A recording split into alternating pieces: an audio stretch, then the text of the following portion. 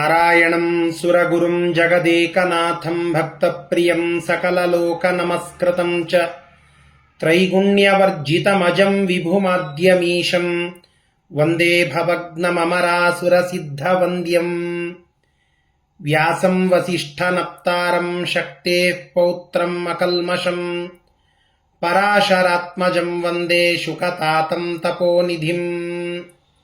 ಶ್ರೀ ಗುರುಭ್ಯೋ ನಮಃ. ಹರಿ ಓಂ. ವಿಷ್ಣು ಸಹಸ್ರನಾಮ ಸ್ತೋತ್ರದ 65ನೆಯ ಶ್ಲೋಕದ ಚಿಂತನೆಯನ್ನ ಇವತ್ತು ಮಾಡೋಣ.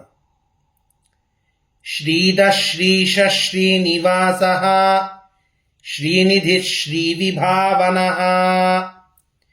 ಶ್ರೀಧರ ಶ್ರೀಕರ ಶ್ರೇಯ ಶ್ರೀಮಾನ್ ಲೋಕತ್ರಯಾಶ್ರಯ. ಭಗವಂತನನ್ನ ಶ್ರೀದ ಅಂತ ಕರೀತಾರೆ. ಶ್ರೀದ ಭಗವಂತ ಶ್ರಿಯಂ ದದಾತಿ ಇತಿ ಶ್ರೀದ, ಸಂಪತ್ತನ್ನ ಭಕ್ತರಿಗೆ ಕೊಡುತ್ತಾನೆ. ಬೇಡಿದ ಇಷ್ಟಾರ್ಥವನ್ನ ಪರಮಾತ್ಮ ಅನುಗ್ರಹಿಸ್ತಾನೆ ಅನ್ನುವುದಕ್ಕಾಗಿ ಭಗವಂತನನ್ನ ಶ್ರೀದ ಅಂತ ಕರೀತಾರೆ. ಶ್ರೀ ಅನ್ನೋದಕ್ಕೆ ಇಂದ್ರಿಯಗಳು ಅಂತಲೂ ಅರ್ಥ. ನಮ್ಮೆಲ್ಲ ಇಂದ್ರಿಯಗಳಿಗೆ ಪಟುತ್ವವನ್ನ, ಸಾಧನ ಮಾಡುವಂತಹ ಸಾಮರ್ಥ್ಯವನ್ನ ಕೊಡ್ತಾನೆ ಭಗವಂತ. ಆದ್ದರಿಂದ ಆ ಪರಮಾತ್ಮ ಶ್ರೀದಹ ಅಂತ. ಇನ್ನೊಂದು ಚಮತ್ಕಾರದ ಅರ್ಥ ಸತ್ಯಸಂಧ ತೀರ್ಥರು ತಿಳಿಸ್ತಾರೆ. ಶ್ರಿಯೈ ರುಕ್ಮಿಣ್ಯೈ ಪ್ರದ್ಯುಮ್ನಂ ದದಾತಿ ಇತಿ ಶ್ರೀದಹ. ಶ್ರೀದೇವಿಗೆ ಅಂದರೆ ರುಕ್ಮಿಣೀ ದೇವಿಗೆ ಪ್ರದ್ಯುಮ್ನನೆಂಬ ಪುತ್ರನನ್ನ ಅನುಗ್ರಹಿಸುತ್ತಾನೆ. ಆದ್ದರಿಂದ ಭಗವಂತ ಶ್ರೀದಹ. ಪರಮಾತ್ಮ ಎಲ್ಲವನ್ನ ಕೊಡ್ತಾನೆ. ಎಲ್ಲವೂ ತಾನಾಗಿಯೇ ನಮ್ಮ ಬಳಿಗೆ ಬರುವಂತೆ, ನಾವು ಸಾಧನ ಮಾಡಲಿಕ್ಕೆ ಅನುಕೂಲವಾಗುವಂತೆ ಮಾಡುತ್ತಾನೆ ಭಗವಂತ. ಆದ್ದರಿಂದ ಆ ಪರಮಾತ್ಮನನ್ನ ನಾವು ಶ್ರೀದಹ ಅಂತ ಸ್ತೋತ್ರ ಮಾಡುತ್ತೇವೆ. ಶ್ರೀಶಃ ಪರಮಾತ್ಮ ಶ್ರಿಯಃ ಶಂ ಯಸ್ಮಾತ್. ಲಕ್ಷ್ಮೀದೇವಿಗೆ ಶಂ, ಶಂ ಅಂದ್ರೆ ಸುಖ ಅಂತ ಅರ್ಥ. ಆ ಲಕ್ಷ್ಮೀದೇವಿಗೆ ಸುಖ, ಸಂತೋಷ ಅದು ಯಾರಿಂದ? ನಿತ್ಯಳಾದಂತಹ ಲಕ್ಷ್ಮೀದೇವಿ ಪರಮಾತ್ಮನ ಬಳಿಯಲ್ಲಿ ಇದ್ದು ಅವನ ಸೇವೆ ಮಾಡಿದಾಗ ಅವಳಿಗೆ ಸಂತೋಷ. ಆ ಪರಮಾತ್ಮನ ಅನುಗ್ರಹದಿಂದ ಸಂತೋಷವನ್ನ ಪಡೆಯುವ ಶ್ರೀದೇವಿ. ಶ್ರಿಯಃ ಶಂ ಸುಖಂ ಯಸ್ಮಾತ್ ಇತಿ ಶ್ರೀಶಃ. ಅಥವಾ ಶ್ರೀದೇವಿಗೆ ಈಶ, ನಮ್ಮ ಎಲ್ಲ ಇಂದ್ರಿಯಗಳಿಗೆ ಒಡೆಯ ಅನ್ನುವುದಕ್ಕಾಗಿಯೂ ಪರಮಾತ್ಮನನ್ನ ಶ್ರೀಶಃ ಅಂತ ಕರೀತೇವೆ. ಶ್ರೀನಿವಾಸ, ನಿವಾಸ ಅಂದ್ರೆ ಆವಾಸ ಸ್ಥಾನ, ಮನೆ ಅಂತ. ಶ್ರೀದೇವಿ ಪರಮಾತ್ಮನ ವಕ್ಷಸ್ಥಲದಲ್ಲಿಯೂ ಇದ್ದಾಳೆ. ಜೊತೆಗೆ ಪರಮಾತ್ಮನ ತೊಡೆಯ ಮೇಲೆ ಆಸೀನಳಾಗಿದ್ದಾಳೆ. ನರಸಿಂಹದೇವರ ದಿವ್ಯವಾದ ರೂಪವನ್ನ, ನಾರಾಯಣನ ದಿವ್ಯವಾದ ರೂಪವನ್ನು ನಾವು ನೋಡಿದಾಗ ತೊಡೆಯ ಮೇಲೆ ಲಕ್ಷ್ಮೀದೇವಿ ಕುಳಿತುಕೊಳ್ಳುವಂತಹ ಒಂದು ದಿವ್ಯವಾದ ಭಂಗಿಯನ್ನು ನಾವು ನೋಡುತ್ತೇವೆ. ಹಾಗೆ ಪರಮಾತ್ಮನ ತೊಡೆಯ ಮೇಲೆ, ಪರಮಾತ್ಮನ ಹೃದಯದಲ್ಲಿ ವಾಸ ಮಾಡಿರುವಂತಹ ಲಕ್ಷ್ಮೀದೇವಿ ಶ್ರೀನಿವಾಸ. ಶ್ರೀದೇವಿಗೆ ಆವಾಸ ಸ್ಥಾನ, ಲಕ್ಷ್ಮೀದೇವಿಯ ನಿವಾಸ ಅದು ಪರಮಾತ್ಮ. ಆದ್ದರಿಂದ ಶ್ರೀನಿವಾಸ ಶ್ರಿಯಾಂ ನಿವಸತಿ ಅಂತರ್ಯಾಮಿತಯ ನಿವಾಸ. ಲಕ್ಷ್ಮೀದೇವಿಯಲ್ಲಿ ಅಂತರ್ಯಾಮಿಯಾಗಿ ತಾನು ವಾಸ ಮಾಡುತ್ತಾನೆ, ಶ್ರೀದೇವಿಗೆ ವಾಸಸ್ಥಾನನಾಗಿದ್ದಾನೆ. ಈ ಎಲ್ಲ ಕಾರಣದಿಂದಾಗಿ ಶ್ರೀನಿವಾಸ ಇದು ಪರಮಾತ್ಮ. ಶ್ರೀನಿಧಿ, ಶ್ರೀನಿಧಿ ಶ್ರಿಯಃ ಕಾಂತಯೋ ನಿಧೀಯಂತೆ ಇತಿ ಶ್ರೀನಿಧಿ ಅಂತ.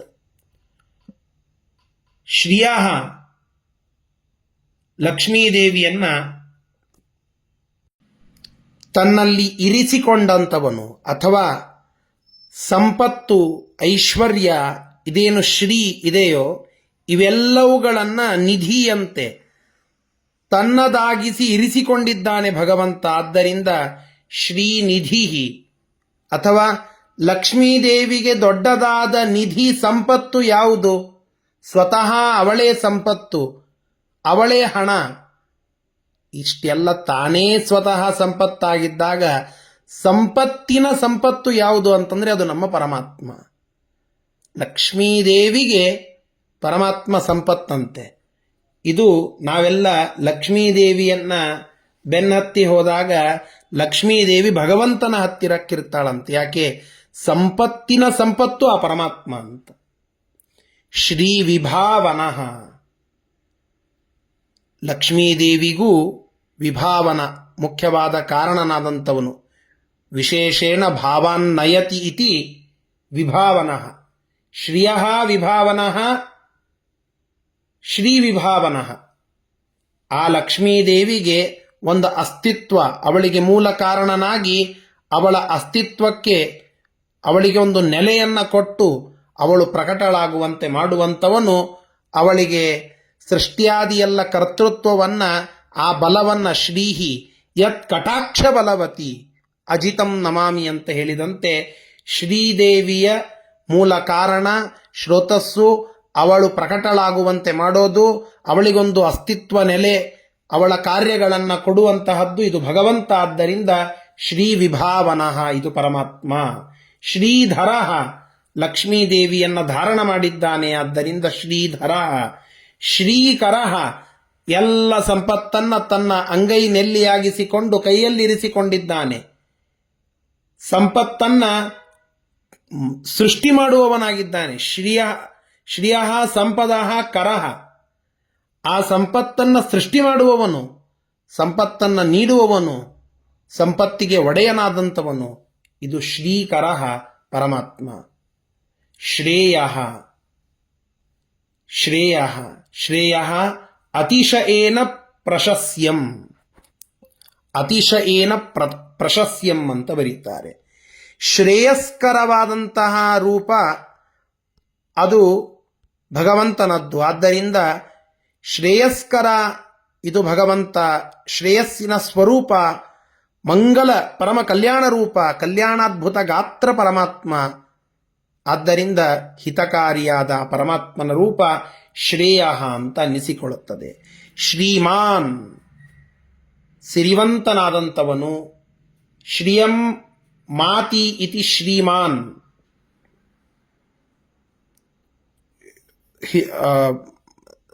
ಶ್ರೀದೇವಿಯನ್ನ ತನ್ನಲ್ಲಿ ಉಳ್ಳವನು. ಶ್ರೀ ಅನ್ನೋದಕ್ಕೆ ಜ್ಞಾನ ಅಂತಲೂ ಅರ್ಥ. ಆ ಜ್ಞಾನವನ್ನು ತಂದುಕೊಡುವವನು, ಅದಕ್ಕೆ ಒಂದು ಸಮ್ಮಾನವನ್ನು ಮಾಡುವವನು, ಅದಕ್ಕೊಂದು ಆಶ್ರಯನಾದಂಥವನು. ಆದ್ದರಿಂದ ಶ್ರೀಮಾನ್ ಅಂತ ಅನ್ನಿಸಿಕೊಳ್ಳುತ್ತಾನೆ ಭಗವಂತ. ಲೋಕತ್ರಯಾಶ್ರಯ, ಲೋಕತ್ರಯಗಳಿಗೆ ಆಶ್ರಯನಾಗಿದ್ದಾನೆ ಪರಮಾತ್ಮ. ಆದ್ದರಿಂದ ಲೋಕತ್ರಯಾಶ್ರಯ ಇದು ಪರಮಾತ್ಮ. ಆದಿ ಮಧ್ಯ ಅಂತ ಎಲ್ಲ ಲೋಕಗಳಿಗೂ ಒಡೆಯ, ಬ್ರಹ್ಮಾಂಡವನ್ನು ಧಾರಣ ಮಾಡಿದಂತಹ ಅಪ್ರತಿಮವಾದ ಶಕ್ತಿ, ಪ್ರಚಂಡವಾದ ಒಂದು ಶಕ್ತಿ ಅದು ಭಗವಂತ. ಆದ್ದರಿಂದ ಲೋಕತ್ರಯಾಶ್ರಯ ಇದು ಪರಮಾತ್ಮ. ಇನ್ನೊಂದು ವಿಶೇಷ ಅರ್ಥವನ್ನು ಹೇಳುತ್ತಾರೆ. ಲೋಕ ಅನ್ನೋದಕ್ಕೆ ನಮ್ಮ ದೇಹ ಅಂತ ತಿಳಿದುಕೊಂಡಾಗ ಲಿಂಗದೇಹ, ಅನಿರುದ್ಧ ದೇಹ, ಸ್ಥೂಲ ದೇಹ, ಈ ಮೂರನ್ನು ಉಳ್ಳಂತಹ ಜೀವ.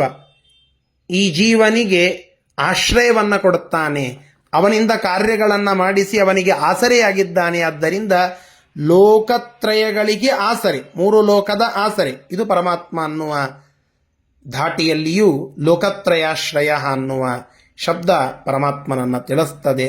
ಇಂತಹ ಪರಮಾತ್ಮನ 10 ನಾಮಗಳು, ಈ 10 ನಾಮಗಳಿಂದ ಸ್ತುತ್ಯನಾದ ಪರಮಾತ್ಮ ನಮ್ಮನ್ನು ರಕ್ಷಿಸಲಿ. ವಿಶೇಷವಾಗಿ ಶ್ರೀನಿವಾಸ ದೇವರ ಒಂದು ಹೆಸರಿನ ಅರ್ಥವನ್ನು ತಿಳಿದುಕೊಂಡಿದ್ದೇವೆ. ಆ ತಿರುಪತಿಯ ತಿಮ್ಮಪ್ಪ ಶ್ರೀನಿವಾಸ ನಮ್ಮನ್ನು ರಕ್ಷಿಸಲಿ ಅಂತ ಈ ಮೂಲಕ ಪ್ರಾರ್ಥನೆಯನ್ನು ಮಾಡೋಣ.